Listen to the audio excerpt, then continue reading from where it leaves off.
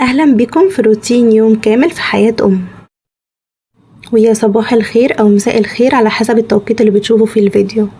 وطبعا ابتديت معاكم يومي من أول ما صحيت خالص، فتحت الشبابيك وهويتها وطبعا اتوضيت وصليت وبعد كده دخلت بقى عشان أعمل ليا فطار.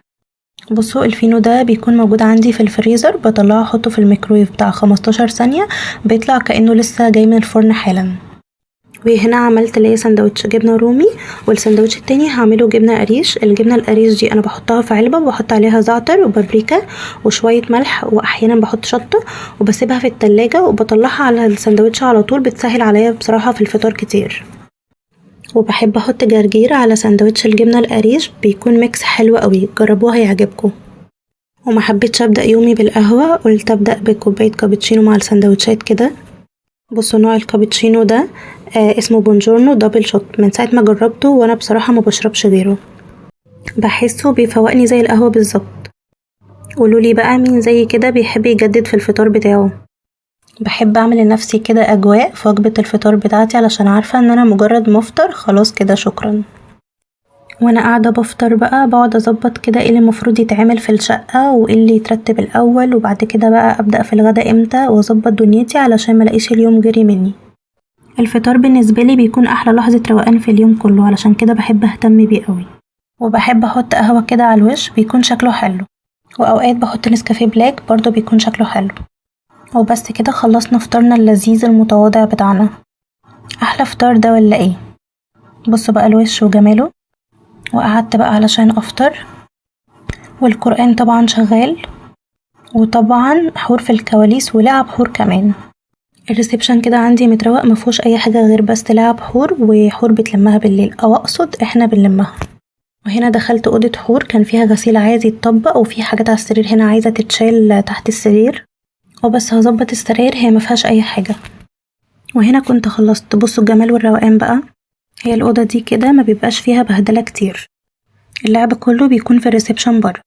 وهنا بقى برش البادي سبلاش ده كمعطر، يعني بيكون ريحته حلوة قوي، وبحب ارش على الستاير والملايات عشان ريحته تثبت اكتر. وبس كده نقفل الأوضة، وكده أول حاجة ضن. ندخل بقى على الأوضة التانية، ما بيكونش فيها حاجة غير ترتيب السرير. بصوا بقى الحركة دي، ليه الحياة مش بالسهولة دي. كده خلصنا الأوضة دي، احنا مندخلهاش إلا على النوم بس، فما بيبقاش فيها أي بهدلة أو كركبة. نعطر الأوضة ونقفلها، وكده تاني حاجة ضن. وهنا حبيت أولع بخور بيكون ريحته حلوة، باخد البخور بتاعي وبدخل كل أوضة وبلف فيها شوية كده عشان يدي ريحة حلوة، وبخرج بقى اسيبه في الطرقة. وكده خلصت ترويق، ندخل نعمل الغدا. هعمل لهم نجرسكو، قطعت الفراخ وسويتها، وبعد كده بقى هبدأ اعمل البشاميل.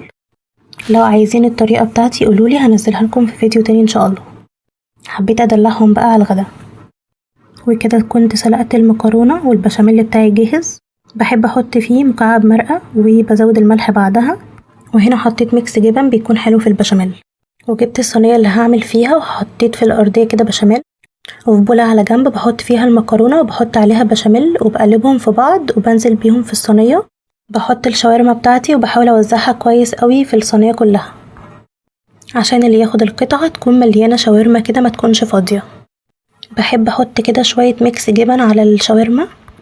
وبس كده هنزل بقى بالطبقة التانية من المكرونة، وهحط كمية البشاميل اللي عندي على الوش. وبس كده أحلى وأجمل غدا في الدنيا.